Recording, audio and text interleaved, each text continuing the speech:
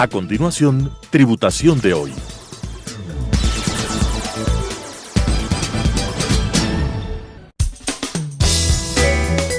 Clasificación A. Apto para todo público.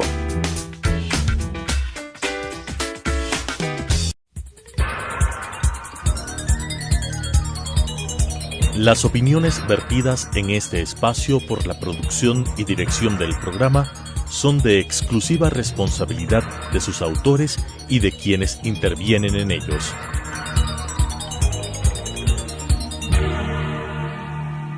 Telesucesos Canal 29 UHF presenta Tributación de hoy, un programa destinado para los ciudadanos en su entorno fiscal para el Ecuador, con la conducción de la doctora Cristina Trujillo. Tributación de hoy.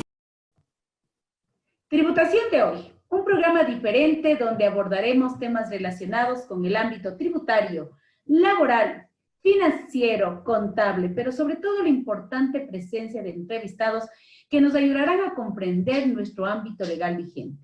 Quiero darle el día de hoy la bienvenida a un gran amigo, un excelente profesional, el doctor Rodrigo Godoy. Estimado Rodrigo, bienvenido a Tributación de hoy. Hoy nos tenemos que mirar en estas nuevas formas de comunicación a través, pues, de estas herramientas tecnológicas, y siempre es grato para mí tener a profesionales, primero de tu altísima, yo digo, nivel de experiencia, formación académica, pero sobre todo que tú tienes muchísimo, pero muchísimo conocimiento en el tema de lo que son los procesos administrativos, contenciosos y tributarios. Bienvenido, Rodrigo, a nuestro programa de Tributación de hoy. Muchas gracias, Cris, a ti, a la gentil invitación para que podamos conversar de temas interesantes para el contador y para el tributarista contemporáneo. Estimado Rodrigo, cuando nosotros hablamos de deberes, obligaciones que tenemos los ciudadanos, sí es siempre importante que nosotros cumplamos con nuestros deberes formales. En materia tributaria debemos cumplir y siempre tenemos presente que nosotros tenemos un marco regulatorio, legal, constitucional y tributario vigente. Y entonces, en el punto de vista de lo que son estos procesos administrativos y contenciosos tributarios, quiero comenzar hablando de la primera parte, procesos administrativos. Respecto a este tipo de procesos, es importante partir de la gestión tributaria. ¿Qué comprende dicha gestión, Rodrigo? Cuéntanos, por favor. De hecho, la gestión tributaria, Cristina, comprende dos cuestiones muy importantes, y estas las describe completamente el Código Tributario, y de hecho comienza a analizarlas, de hecho, de una en una, y a establecer procesos y procedimientos atinentes a cada una de ellas. El artículo 72 del Código Tributario te dice que justamente la gestión tributaria comprende dos funciones primordiales. La primera, la determinación y la recaudación de tributos, y la segunda, la resolución de las reclamaciones que se planteen en contra justamente de esta gestión tributaria. O sea, estamos hablando que en nuestro código tributario vigente prácticamente tiene dos universos claramente definidos. Así es. Qué interesante. Y cuando nos referimos a una determinación tributaria, escuchar estas palabras para los contribuyentes a veces es un poquito estresante, ¿no? Me llegó una orden de determinación, la autoridad de control me va a fiscalizar, porque ese es el término que todavía se utiliza, el periodo fiscal 2017-2018. ¿Qué es esto de la determinación tributaria? En lenguaje muy sencillo para que todas esas personas que nos están mirando, Rodrigo, entendamos de que también es un derecho de la administración fiscal y también del contribuyente. ¿Qué es la determinación tributaria? La determinación tributaria como tal y como concepto general que podemos tener de alguna manera es el que recoge el mismo Código Tributario. Creo que es muy general en esta parte. Entonces te dice que es el acto o conjunto de actos de los sujetos pasivos de la administración tributaria para establecer básicamente tres conceptos fundamentales que tienen que ver con el tema de tributación. En primer lugar, la existencia de la obligación tributaria. En segundo lugar, la base imponible. Y en tercero, la cuantía de ese mismo tributo. Entonces, estamos frente a una determinación tributaria que realiza, pues, tanto el sujeto pasivo, tanto el sujeto activo de la obligación tributaria. El sujeto pasivo, por ejemplo, lo realiza al momento de hacer su declaración de impuestos, y la administración tributaria, pues, podrá inclusive determinar impuestos en base a esa misma declaración o información que ella tenga en sus bases.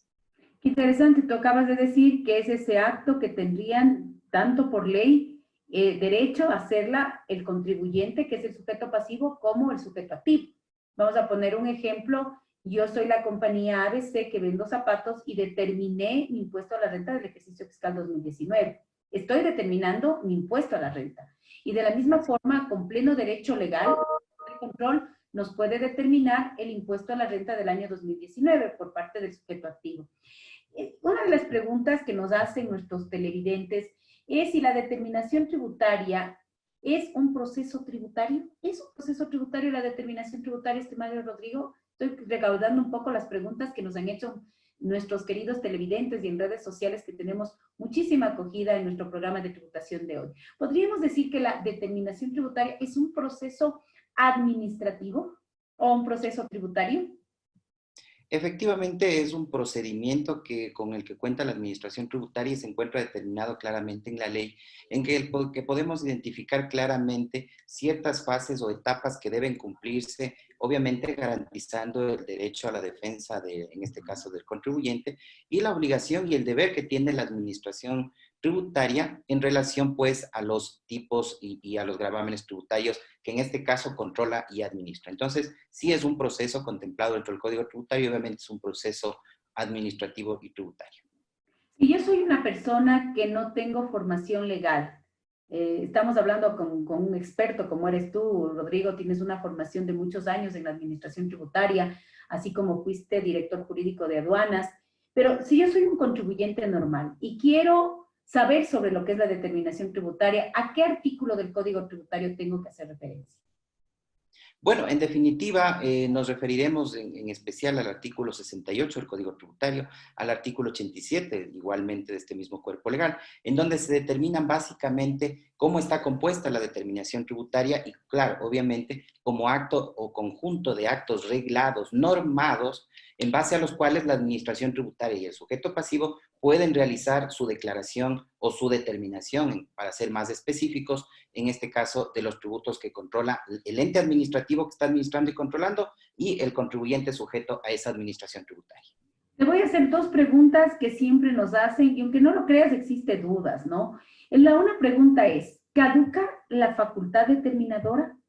¿Existe la caducidad de esta facultad determinadora? Y de una vez te digo la siguiente pregunta, es respecto a la caducidad de los 6 años, ¿existe alguna interpretación? Esta parte yo creo que es muy importante que nos expliques, ¿no? Porque cuando un contribuyente presenta su declaración de impuesto a la renta, Rodrigo, siempre está preguntándonos ¿cuántos años tengo para que el SRI me venga a determinar, a fiscalizar? Entonces, yo quisiera que estas dos preguntas sean lo más claras posible, recordando de que nos están mirando tanto por Telesucesos, por nuestra señal, como por redes sociales, muchas personas que a lo mejor no tienen esa formación financiera ni tributaria. Gracias, Rodrigo. Dinos, por favor. En efecto, la caducidad de la facultad determinadora, conforme lo determina el Código Tributario, caduca. Es decir, ya termina el plazo para que la administración tributaria pueda entrar a determinar cierta obligación tributaria. Pero ¿cómo caduca? Prescripción nos referimos a la acción de cobro y caducidad nos referimos a la facultad determinadora de la administración tributaria. ¿Cuándo caduca la facultad determinadora de la administración? Básicamente en 3 años, 6 años y 1 año. En 3 años contabilizamos desde la fecha en la que se presentó una declaración tributaria. En 6 años contabilizamos cuando no se presentó una declaración tributaria o la misma se presentó en todo o en parte, y aquí viene la norma interpretativa, en este caso que ya vamos a analizar en unos segunditos, y en 1 año para verificar actos de determinación tributaria cuando ya han sido notificados. Se los denominaba actos de redeterminación tributaria. Entonces, en este caso, la administración, tendrá pues 1 año para poder entrar a redeterminar en esta cuestión. Ahora, en el caso del literal B del artículo 94 del Código Tributario respecto de la caducidad de los 6 años, hay una norma interpretativa inclusive, y está vigente, de hecho, desde el 1 de enero del 2020, respecto de que en este caso, la caducidad de los 6 años, se la interpreta o se la debe interpretar, y voy a hacer una lecturita pequeña respecto de esto. Por favor, gracias, Rodrigo. En los casos que los contribuyentes hayan sustentado costos o gastos inexistentes importante, puede ser lo uno, puede ser los dos, puede ser las dos condiciones en un mismo tipo, o en facturas emitidas por empresas inexistentes, fantasmas o supuestas. Se entenderá que se ha dejado de declarar en parte el tributo y por lo tanto se aplicará la caducidad de 6 años respecto de la facultad determinadora. Esa es la interpretación que se le da en este caso al segundo inciso, al literal B, perdón, del artículo 94 del Código Tributario respecto de la caducidad de la determinación de la facultad determinadora de la administración, para ser más preciso, dentro de los 6 años. Yo creo que con lo que tú nos has dicho estamos más claros en entender que la facultad determinadora, cuando se presenta en condiciones normales y digamos como corresponde en la ley, son 3 años.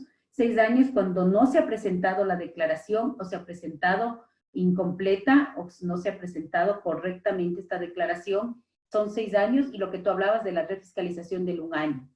Pero lo que tú acabas de leer está sumamente claro. Si se ha presentado soportes de costos y gastos con facturas que no corresponden, pues la acción determinadora es de 6 años. ¿Estoy de acuerdo? ¿Ese es el resumen correcto, mi estimado Rodrigo? De hecho, sí, cuando se realizan operaciones o transacciones bueno, de hecho, transacciones inexistentes o con empresas fantasmas, la determinación de la administración tributaria podrá efectuarse dentro justamente de esos 6 años. Entonces, para lo cual es importante que nuestros queridos amigos y colegas pues identifiquen ya la aplicación de esta norma de hecho que está vigente, perdón, creo que había dicho yo que está vigente desde el 1 de enero del 2020, de hecho está vigente desde hace algún tiempo atrás. Entonces, esa es básicamente en este caso, pues la caducidad aplicable para los 6 años. Rodrigo, hablemos del tema de reclamaciones administrativas. Creo que hemos topado los puntos principales en cuanto a la determinación tributaria. Lo que nosotros ahora queremos mirar es las reclamaciones administrativas.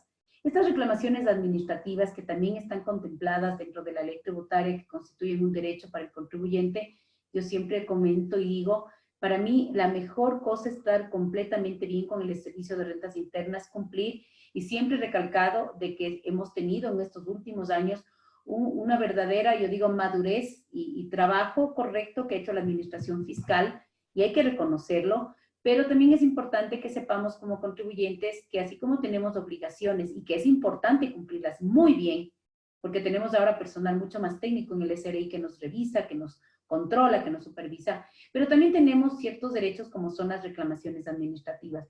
¿Me podrías decir, por ejemplo, dentro de las reclamaciones administrativas, cuáles son las más comunes que los contribuyentes hacemos? Bueno, de hecho son algunos procedimientos que contempla el Código Tributario dentro de las reclamaciones administrativas, pero los más frecuentes son generalmente las consultas, las reclamaciones administrativas como tales y los recursos administrativos. Dentro de las consultas, por ejemplo, se pueden, como tú, Cristina, ya has manejado por mucho tiempo el tema administrativo y tributario además, entonces tú sabes quiénes pueden realizar consultas, cuáles son los efectos, y obviamente creo que esas fueron unas de las preguntas que nos hicieron también y que motivaron, de hecho, esta conversación que estamos teniendo hoy, básicamente, respecto de los efectos que pueden tener este tipo de consultas. Entonces, básicamente, son estos 3 los que más se utilizan. Excelente. Entonces, por ejemplo, Rodrigo, como tú acabas de decir, pongamos un ejemplo. Si yo soy la compañía ABC y necesito saber la aplicabilidad del IVA, qué sé yo, en el tema de la devolución para el sector minero, pues yo, si tengo dudas en la interpretación de la normativa y soy la compañía ABC, ¿puedo hacer una consulta vinculante? ¿Está contemplado de lo que tú acabas de mencionar dentro de los conceptos de reclamaciones administrativas, las consultas vinculantes? De hecho, están circunscritas dentro del mismo capítulo, si no me falla bien el dato. Dentro del Código Tributario están las reclamaciones, los recursos administrativos y las consultas. Dentro de las consultas, pues, es claro de identificar cuáles, por ejemplo, los 2 tipos de consultas, vinculantes y las no vinculantes, ¿no? Las consultas vinculantes, pues, tienen relación a aquellas consultas que solicita, en este caso, el contribuyente respecto de su misma actividad económica, y las no vinculantes, pues, las pueden realizar gremios, asociaciones de profesionales, únicamente para identificar o que la administración tributaria, en este caso, absuelva la consulta respecto del alcance de una norma tributaria. Y así lo hemos hecho. Las consultas que se hacen en los gremios profesionales no son vinculantes, y así lo hemos hecho. Y también pues las consultas vinculantes que tienen pues ese nivel de generar esta relación entre quien contesta y pues obviamente quien está preguntando, esta relación directa, que se constituye ya pues una relación de cumplimiento obligatorio, esa consulta vinculante. Rodrigo, hablemos de pagos indebidos y pagos en exceso. Mucha gente confunde el pago indebido con el pago en exceso. ¿Es lo mismo? ¿No es lo mismo? ¿Qué pasa si pagué más de la cuenta mis impuestos? Porque a lo mejor mis retenciones son mayores al impuesto causado. O a lo mejor yo pagué un impuesto que no debía porque esa transacción estaba exenta. ¿Qué es pago indebido? ¿Qué es pago en exceso? Cuéntanos, Rodrigo. De hecho, existe una diferencia bastante significativa entre los dos pagos, por decirlo de alguna manera. El pago en exceso es aquel que realizamos de una forma excesiva, es decir, inclusive por encima de la tarifa que, por ejemplo, estuviera impuesta en este caso o grabada el impuesto a las rentas sociedades. Y el pago indebido, pues obviamente nace como una figura diferente, pues basa básicamente su sostenibilidad, por decirlo de alguna manera, cuando no había, obviamente, el deber de tributar respecto de aquel impuesto que pues, la administración tributaria, en este caso el Servicio de Rentas Internas, solamente para poner un ejemplo, en este caso del impuesto a la renta, ¿no? Entonces, ahí se configura el pago en exceso, pago en demasía y pago indebido cuando no se debía pagar. Y tenemos facultades establecidas tanto en el 122 como el 123 del Código Tributario, en el capítulo de reclamaciones, esta potestad de cumplir con todos los requisitos para hacerlos correctamente, presentar la petición o presentar el reclamo ante la autoridad de control, cumplir con todos los requisitos formales, con todo lo que establece la normativa, la prueba, y siempre estar pendientes de las resoluciones, tanto el profesional como la empresa cuando son contratados, para que se cumplan. Yo conozco casos de que muchas veces no han estado pendientes de las resoluciones, tanto el abogado como la compañía, y pues se ha llegado a perder, y obviamente eso es gravísimo, ¿no? Así es. Entonces, siempre es prudente también comunicarles a nuestros queridos gente que nos sigue, de hecho, respecto de que siempre tienen que estar, pues, pendientes de las notificaciones que realiza el Servicio de Rentas Internas, pues las mismas pueden hacerse en forma personal, por la prensa, pueden hacerse por boletas, pueden hacerse por correo electrónico, puede hacerse por Gaceta Judicial, puede hacerse el buzón de contribuyentes. Todas estas notificaciones, pues, están contempladas en el Código Tributario y surten los efectos legales de notificación. Hablemos de un tema que para ti es total experiencia. Rodrigo, con procesos contenciosos tributarios. Ya es un tema judicial, un tema ya en donde se va a poner, yo creo que todos los conocimientos y la experiencia, en tu caso como un abogado de muchísimos años, un profesional totalmente calificado y certificado en el medio. ¿Qué son estos procesos contenciosos tributarios? Cuéntanos, Rodrigo. Bueno, los procesos contenciosos tributarios son aquellos que ya nacen o que puede inclusive utilizarse por parte de, en este caso, del administrado, llamamos en el tema tributario directamente el contribuyente o el responsable. Entonces, para que una vez agotada la fase administrativa, él pueda comparecer, concurrir o demandar ante la autoridad judicial correspondiente, que en este caso es el Tribunal Distrital de lo Contencioso Tributario de la jurisdicción a la que pertenezca su domicilio o residencia tributaria o fiscal, si es que estamos hablando de temas de fiscalidad internacional.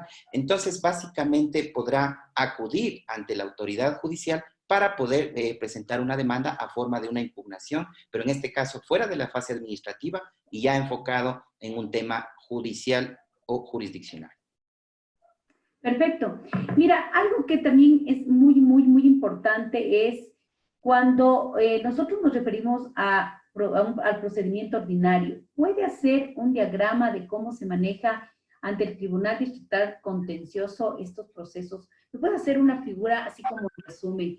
Soy el contribuyente, voy a plantear un proceso contencioso tributario. Hazme un pequeño diagrama, como quien dice un mapeo. ¿Qué debo hacer? De hecho, todo juicio o toda reclamación judicial empieza por demanda. Eso es clarísimo. Cualquier proceso en el que estemos, vamos a presentar una demanda, en este caso, ante el órgano judicial correspondiente, ¿no? Luego de eso, pues, en este caso, en el procedimiento ordinario específicamente, tendremos 60 días para presentar la demanda, contabilizados desde el día siguiente a la notificación del acto administrativo tributario que vamos a impugnar en juicio. Puede solicitarse, importante también, puede solicitar una caución equivalente al 10% de la cuantía del juicio o de la obligación determinada totalmente, incluyendo multas, intereses y demás componentes que contiene el acto administrativo. Si solicita, es importante también identificar, Cristina, que si solicita, en este caso, el tribunal le otorgará el término de 25 días para que pueda cumplir con la caución. Si no solicita, el acto administrativo comenzará a ejecutarse, y si solicita y no cumple la caución dentro de los 25 días, en ese caso pues se tendrá como no presentar la demanda, y obviamente la administración tributaria podrá ya pues solicitar el pago de esa obligación. Mira, qué interesante. Luego, Y aquí es otra pregunta, y disculpa que te corte, Rodrigo. ¿Siempre tengo que hacer una caución? ¿Siempre? ¿O habrá procesos en que yo haga un tema judicial ante el contencioso administrativo en que no necesite caución? ¿O siempre hay que hacer una caución? bueno, de hecho se cautiona cuando hay una obligación de dar, ¿no? Cuando hay un cobro perseguido por atrás, cuando hay una obligación determinada. Pero en los casos, por ejemplo, de pago indebido, pago en exceso, se está solicitando más bien que se devuelvan esos valores por orden judicial. Entonces, en este caso no opera la caución. Pero si es que el actor solicita caución dentro de su demanda, tiene que cumplirla. Caso contrario, el juez pues considerará lo necesario en este caso, pues, como que la demanda no ha sido presentada. Hablemos de la prueba. ¿Qué tan importante es la prueba cuando estamos en un proceso contencioso tributario? La prueba. Solamente al escuchar la palabra prueba quiere decir usted debe documentar, probar de que usted tiene la razón si usted es el demandante. Y obviamente, del caso contrario también. ¿Qué es esto de la prueba dentro de estos procesos y la importancia de la misma? Efectivamente, de hecho, la prueba es una parte fundamental dentro de todo proceso, no solamente administrativo, sino también judicial, y a la par, pues, de ambos, ¿no? Porque cuando, en definitiva, cuando estamos frente al Código General de Procesos, quien afirma tiene que probar, tiene que demostrar su afirmación, sea actor o sea demandado. En el caso de los juicios contenciosos tributarios y en general de todos los juicios, para que la prueba sea considerada por el juez y sea admitida a juicio, tiene que contener 4 parámetros fundamentales. Tiene que ser solicitada, tiene que ser ordenada, tiene que ser practicada y tiene que ser incorporada al proceso. Se adjunta, importante, con el Código Orgánico General de Procesos, Cristina, para que nuestros queridos amigos conozcan, la prueba se adjunta a la demanda y a la contestación a la demanda.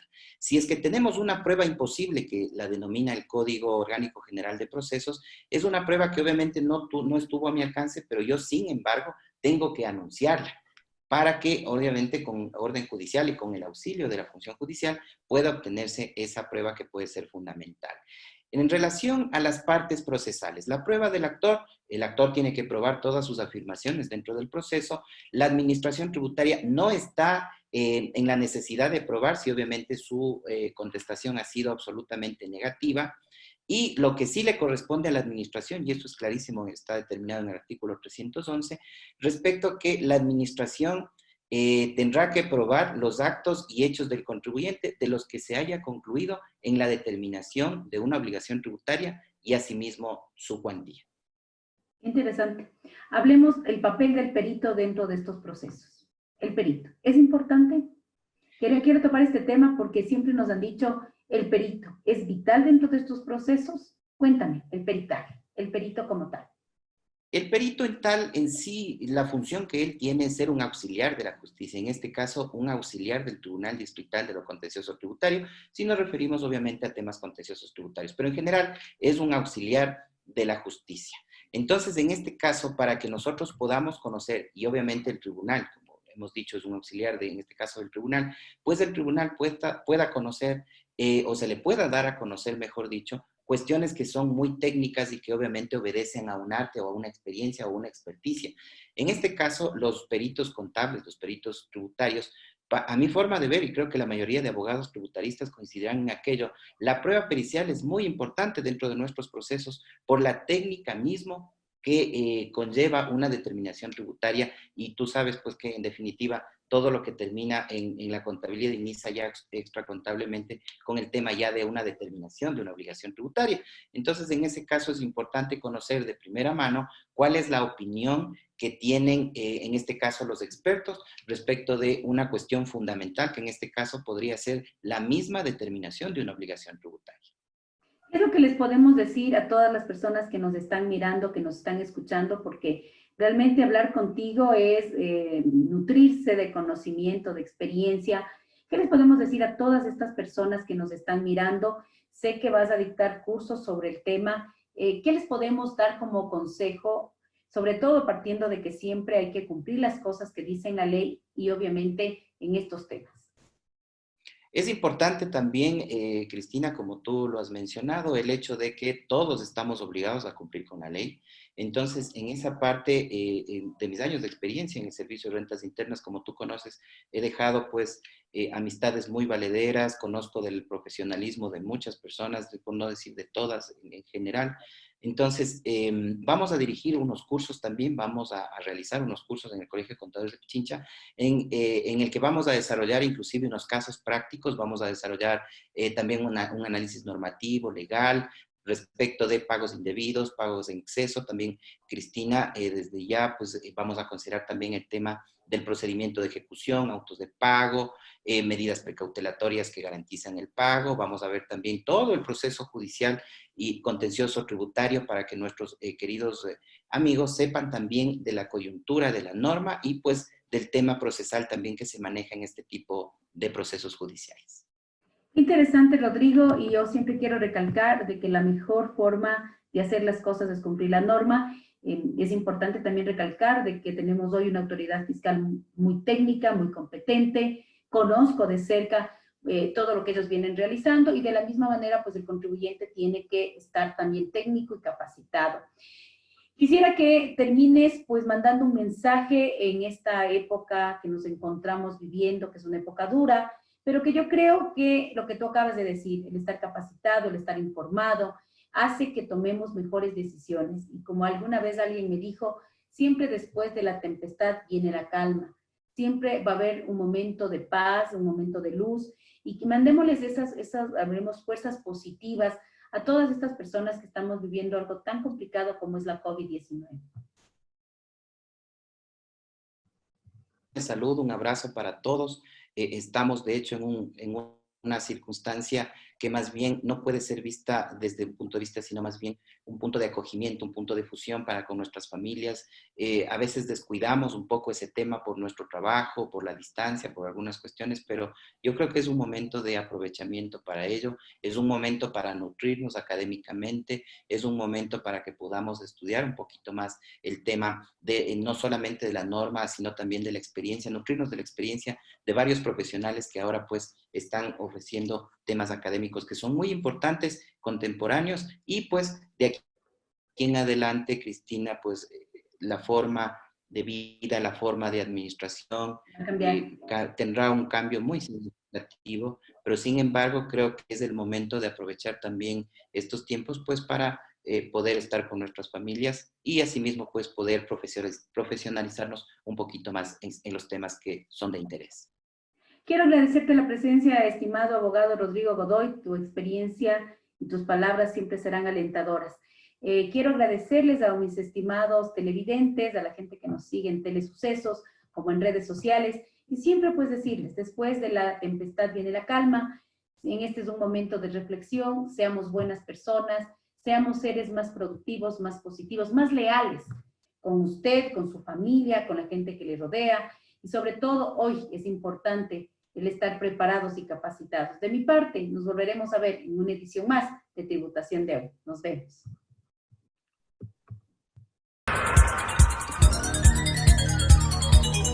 Las opiniones vertidas en este espacio por la producción y dirección del programa son de exclusiva responsabilidad de sus autores y de quienes intervienen en ellos.